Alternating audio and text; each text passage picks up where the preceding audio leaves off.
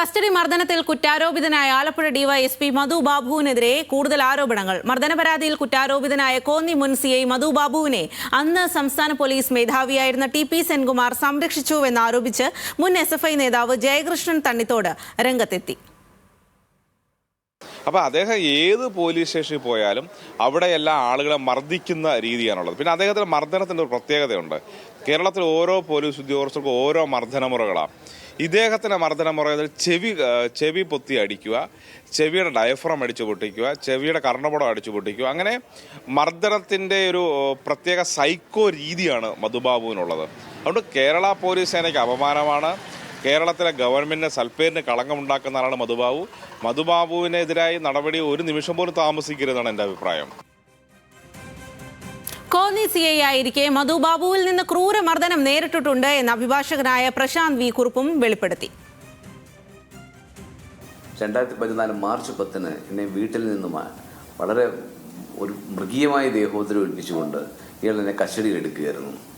കസ്റ്റഡിയിലെടുത്ത സമയത്ത് ഇയാൾ എന്നെ ഒരുപാട് ഉപദ്രവിച്ചു. എൻ്റെ ഈ ചെവി രണ്ടും ഇടിച്ചു പൊട്ടിച്ചു.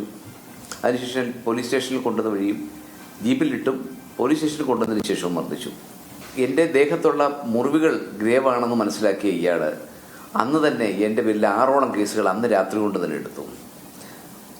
തുടർന്ന് എൻ്റെ പേരിൽ ഇയാൾ പത്തനംതിട്ട CI ആയിരുന്ന സമയത്ത്, കോന്നി CI കഴിഞ്ഞ് പത്തനംതിട്ട CI ആയിരുന്ന സമയത്ത് ആണ് എന്നെ ഇങ്ങനെ അറസ്റ്റ് ചെയ്യുന്നത്. 14ഓളം കേസുകൾ ഈ 2 മാസം കൊണ്ട് എൻ്റെ പേരിൽ എടുത്തു. Kozhikode assistant commissioner town CI ഉൾപ്പെടെയുള്ള പോലീസ് ഉദ്യോഗസ്ഥർക്കെതിരെയും ഇന്ന് കസ്റ്റഡി മർദ്ദന ആരോപണം ഉയർന്നിരിക്കുകയാണ്. വിവരങ്ങളുമായി ഹാൻസ് ജോൺ ആണ് ചേരുന്നത്. ഹാൻസ്, എന്തായാലും പോലീസ് ഉദ്യോഗസ്ഥർക്കെതിരെ ഉയർന്നത് ഏറെ ഗുരുതരമായിട്ടുള്ള ആരോപണങ്ങൾ തന്നെയാണ്. എന്തെല്ലാം കാര്യങ്ങളാണ് പരാതികളായി ഉയർന്നിരിക്കുന്നത്?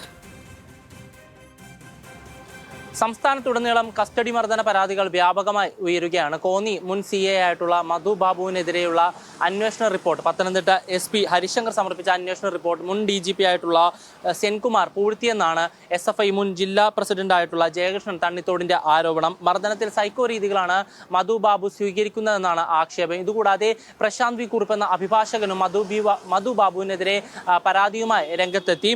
ഇത്തരത്തിൽ കോന്നി CI ആയിരിക്കെ മധു ബാബുവിൽ നിന്നും ക്രൂരമായ പീഡനങ്ങൾ നേരിടേണ്ടി വന്നുവെന്നും നിരവധി കള്ളക്കേസുകളിൽ കുടുക്കിയെന്നുമാണ് പ്രശാന്തിന്റെ ആരോപണം. കോഴിക്കോട് അസിസ്റ്റന്റ് കമ്മീഷണർക്കും ടൗൺ CIക്കുമെതിരെ മർദ്ദന ആരോപണവുമായി KSU ജില്ലാ പ്രസിഡന്റ് VT സൂരജും രംഗത്തെത്തി. 2023 DD മാർച്ചിനിടെ ക്രൂരമായി മർദ്ദിച്ചുവെന്നാണ് ആരോപണം. കോഴിക്കോട് പന്നിയങ്കര പോലീസ് സ്റ്റേഷനിൽ വാഹനം ഇടിച്ചതുമായി ബന്ധപ്പെട്ട പരാതി നൽകാനെത്തിയപ്പോൾ മർദ്ദനമേറ്റതായി പന്നിക്കര സ്വദേശിയായിട്ടുള്ള മുഹമ്മദ് മുസ്തഫയും സഹോദരൻ മുനീഫും അത്തരത്തിലൊരു പരാതി ഉന്നയിക്കുന്നു. പീച്ചി പോലീസ് സ്റ്റേഷനിലെ മർദ്ദനത്തിൽ കുറ്റാരോപിതനായ SI CM രതീഷിനെതിരെ കൂടുതൽ ആരോപണവുമായി മണ്ണൂത്തി സ്വദേശിയും രംഗത്തെത്തി. മണ്ണൂത്തി സ്റ്റേഷനിൽ SI ആയിരിക്കെ പരാതി അന്വേഷിക്കാൻ എന്ന പേരിൽ വിളിച്ചു വരുത്തി ക്രൂരമായി മർദ്ദിച്ചുവെന്നാണ് ആരോപണം. പക്ഷെ അവിടെയും ആരോപണങ്ങൾ അവസാനിക്കുന്നില്ല.